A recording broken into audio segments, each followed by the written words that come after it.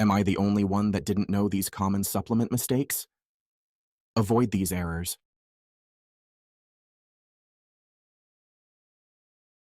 Let's start with a question I hear a lot.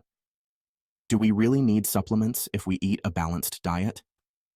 The truth is, even with the best diet, getting all the necessary nutrients, especially something like vitamin D, is incredibly challenging. In fact, it's nearly impossible to get adequate vitamin D from food alone, even if you're eating well.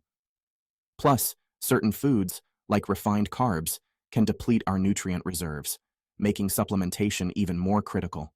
If you find this information helpful, make sure to click, like, share, and subscribe to our channel.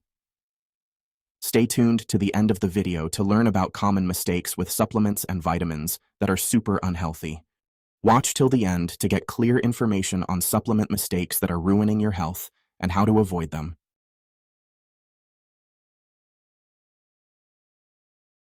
The first mistake people often make is timing. When is the best time of day to take supplements? Personally, I prefer taking most of my supplements in the morning. That way, I'm fueling my body with essential cofactors when I need energy most. I've also adjusted my intermittent fasting routine to include 2 meals, breakfast, and a late lunch, skipping dinner. This shift gives me energy when I need it, rather than late at night when I'm winding down. Electrolytes are a bit different, though. Taking them right before bed can push fluid out of the body, potentially disturbing sleep. As for vitamin D, timing is individual. Some find they sleep better if they take it before bed, while others do well taking it in the morning. Experiment with both options to see what works best for you. Another timing-related tip: avoid taking calcium right before meals. Calcium can neutralize stomach acid, potentially affecting your digestion. The next mistake?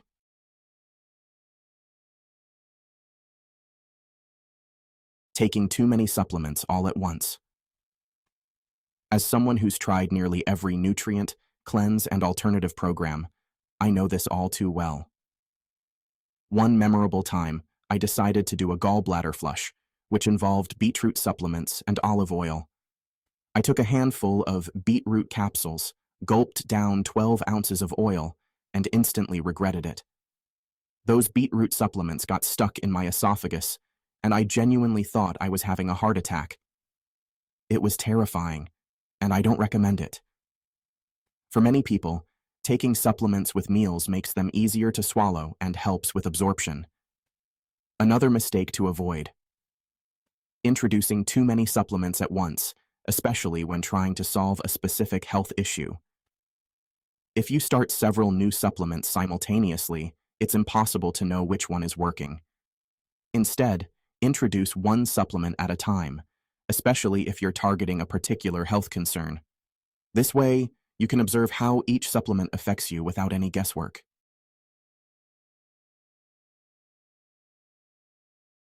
Finally, one of the biggest pitfalls is thinking vitamins can compensate for a poor diet. Even the best supplements can't work their magic if your diet is lacking. I learned this the hard way. I was eating way too many carbs and neglecting protein, especially at breakfast. No matter how many vitamins I took, I still felt exhausted. Supplements can support a balanced diet, but they can't replace it. What I truly needed to feel better wasn't more vitamins, but more protein. Once I increased my protein intake, I felt a huge improvement. It was like flipping a switch. Protein gave me the energy boost I needed, and all the vitamins and supplements started working better. But if you're still overloading on carbs, no amount of vitamins will make up for it. Carbs can lead to bloating and other issues, and vitamins won't undo that effect. A balanced diet with adequate protein is key.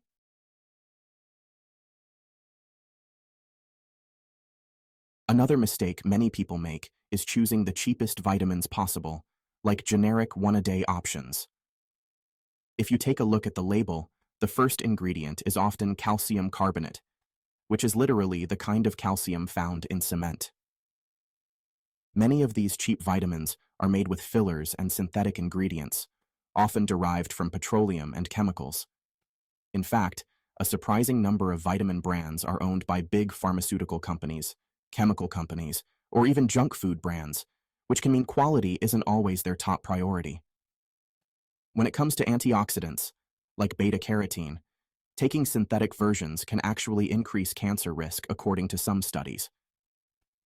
Naturally occurring antioxidants from food don't have the same risks, so it's worth being cautious about synthetic options. Now, there are a couple of synthetic vitamins that I think are acceptable, like niacin and benfotiamine. But for other vitamins, I'd recommend sticking with natural options, or, better yet, getting them from whole food sources.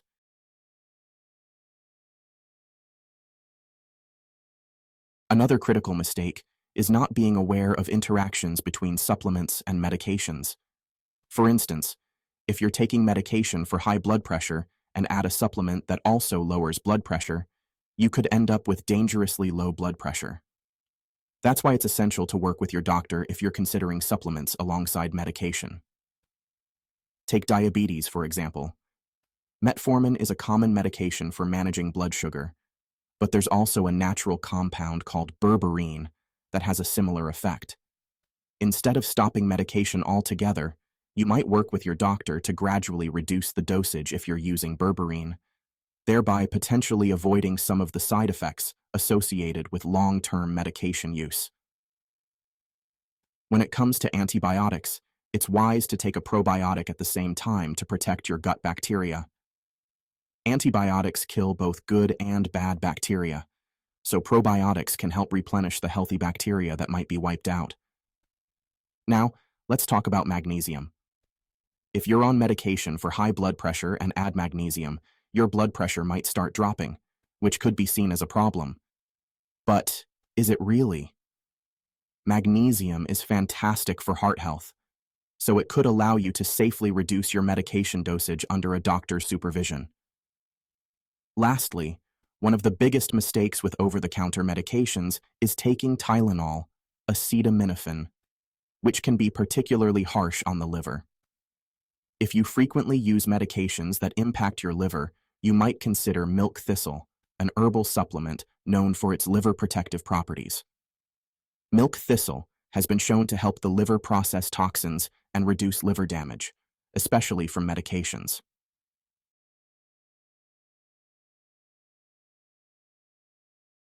Another common mistake with supplements is not knowing about vitamin and mineral interactions.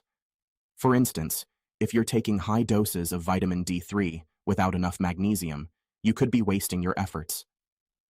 Magnesium is essential for vitamin D to function properly, and without it, vitamin D can't be fully effective. Similarly, taking high levels of zinc over an extended period can lead to a copper deficiency. Nutrients often work in pairs. For example, sodium and potassium need to be balanced. If you're consuming a lot of salt without enough potassium, it could lead to other health issues.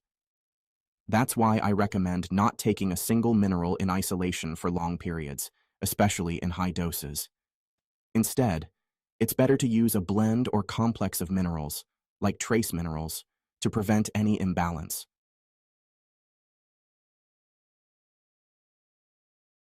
One more point to consider is being cautious about where you get advice on vitamins. Many people offer opinions on supplements without a solid foundation in biochemistry or nutrition. In school, for example, you often just memorize cycles like the Krebs cycle to pass tests, without necessarily understanding the application of those nutrients in real life. There's a big difference between learning, understanding, and memorizing information. So, if you're seeking advice on supplements, it's best to consult people who have actual experience and expertise in nutrition, especially for the health issues you're addressing. Just like you wouldn't want marriage advice from someone who's never been married, you don't want vitamin advice from someone who hasn't fully studied its impact on the body.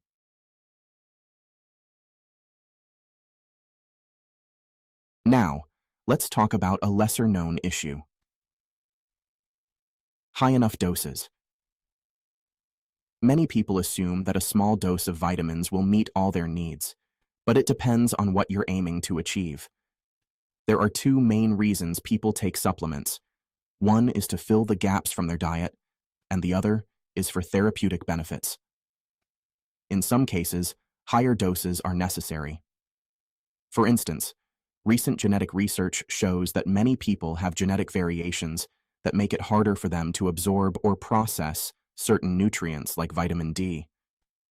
I've personally seen that people often have at least one genetic issue related to vitamin D absorption, which is why they may need higher doses to reach optimal levels. Another vitamin that is often underdosed is vitamin B1. The RDAs, or recommended daily allowances, for vitamin B1 are outdated and not enough to create any real benefit. They were set over 100 years ago to prevent deficiency, not to promote optimal health or have a therapeutic impact. And if your stomach is not acidic enough, you won't absorb minerals effectively or even break down B12, because that process relies on a protein breakdown that happens in an acidic environment. In this case, you might benefit from supplements that help increase stomach acid, like betaine hydrochloride, to aid in nutrient absorption.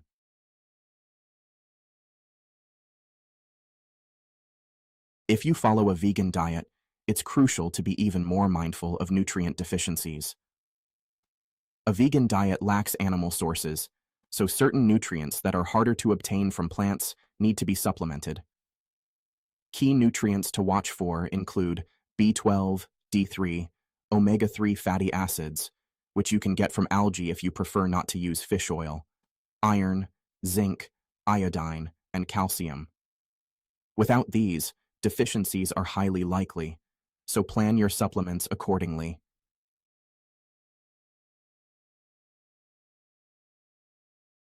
Lastly, let's discuss the importance of daily dosing for vitamin D.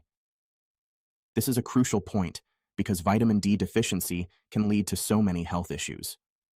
The RDAs set for vitamin D, which is around 600 IUs, are typically enough for preventing severe deficiency, but not for achieving optimal health. Many people don't realize that vitamin D functions in two systems in the body. One system is designed to maintain bone health, while the other, the paracrine-autocrine system, is essential for broader immune support and overall health. This system relies on daily exposure, either from the sun or supplements, because vitamin D from these sources has a half-life of about 24 hours. This means that by the next day, most of it is gone. So, to keep your immune system supported and prevent deficiency, you should be taking vitamin D every day. A reasonable maintenance dose of vitamin D is around 10,000 IUs daily, which may sound like a lot, but is actually quite safe for most people. The risks associated with vitamin D deficiency are far greater than the potential risks of taking this amount.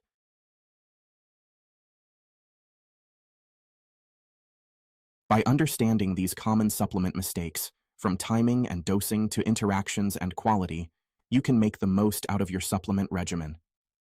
Remember to consult with knowledgeable experts, aim for balance, and prioritize quality over convenience.